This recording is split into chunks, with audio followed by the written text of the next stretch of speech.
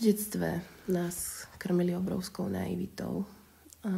Tým, že nás držali v takomto bezpečnom priestore a v bezpečnej ilúzii. Rozprávali nám rozprávky o tom, ako dobro vždy zvíťazí nad zlom a že by veci mali byť fér a mali by byť spravodlivé, ale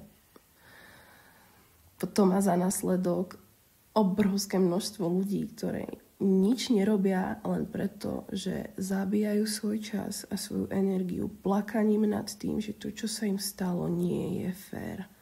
Ja neznášam, keď sa v takomto niečom zaseknem, pretože ja už som dávno pochopila, že život nie je fér, on ani nemá byť fér a v tom nie je vôbec ten problém. Problém je práve v našej naivite a v očakávaní, že by život mal byť fér. To si vzal jedine z tých rozpráv. Narcis a akákoľvek iná asociálna porucha osobnosti, ktorá šíri na tomto svete zlo, bola sem karmicky zoslaná preto, aby tento svet urobila lepším tým, že zbavuje dobrých ľudí naivity.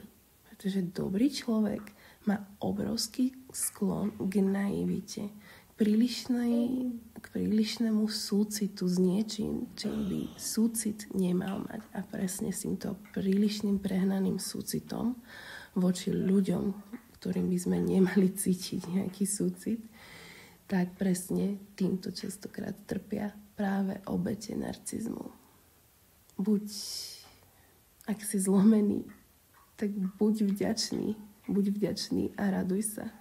Ak si bol zlomený a prežil si to, tak sa raduj, pretože si patríš medzi tých silnejších.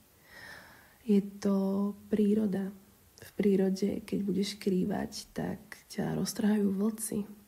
Príroda úplne automaticky čistí túto planetu od tých slabších jedincov a necháva len tých silnejších jedincov.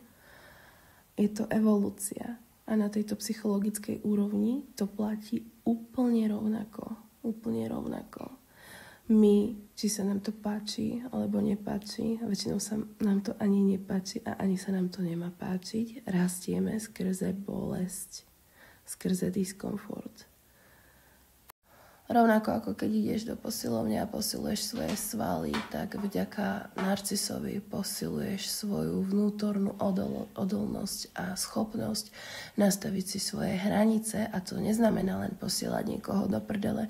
Hranice znamenajú, že si vieš nastaviť hranice aj sám pre seba. To znamená, že keď si povieš, že si dáš budík o 5 ráno, aby si mohol ísť behať, tak to jednoducho dodržíš, pretože stanovuješ hranice v prvom rade samému sebe, a to tým, že si uvedomíš, čo od života chceš a čo chceš tomuto životu dať, akým ľuďom chceš venovať svoj priestor, čas a energiu a ktorých pekne krásne vypoklonkuješ von za dvere a zavrieš znútra. Asi jeden z najhlavnejších dôvodov, prečo by ľudia mali brať tieto situácie ako príležitosť k rastu, je, že pokiaľ sa teda naozaj chcete pomstiť tyranovi alebo tyranke, neexistuje lepší spôsob, ako keď začnete žiť sami pre seba svoj vlastný život podľa vlastných preferencií a vlastnej pravdy a vlastných hodnôt.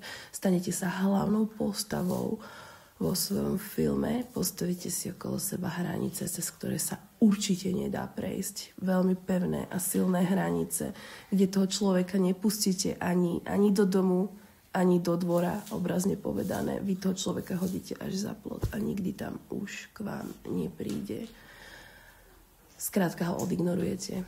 A toto narcis neznesie. Neznesie vaše šťastie a neznesie vašu neprítomnosť a absenciu vašich emócií. Toho fakt dorazí. Tyran nikdy nechce, aby si bol samostatný alebo sebavedomý alebo zdravý, hoci sa bude tváriť tak, akože ti praje dobro. On ťa chce mať čo najviac zlomeného. Takže každým jedným krokom, ktorý urobíš sám pre seba, či už na úrovni tela, že budeš cvičiť, či už na úrovni vzťahov, že budeš si vyberať lepšie vzťahy a lepších ľudí, alebo že budeš pracovať na svojich cieľoch a snoch, toto sú presne tie veci, ktoré takýchto ľudí privádzajú do šialenstva. Ale to už nebude tvoja vec, pretože ty si stanovíš tak jasné a tak silné hranice, že tomuto človeku nedovolíš naspäť sa vrátiť do tvojho života. Jednoducho je to jednosmerná jízdenka, lístok. Sebestačnosť, emocionálna, finančná a odolnosť. To je to, čo ťa ochráni. Sebeláska a sebahodnota. Dať sa na prvé miesto. Nejde cez to vlak, skrátka.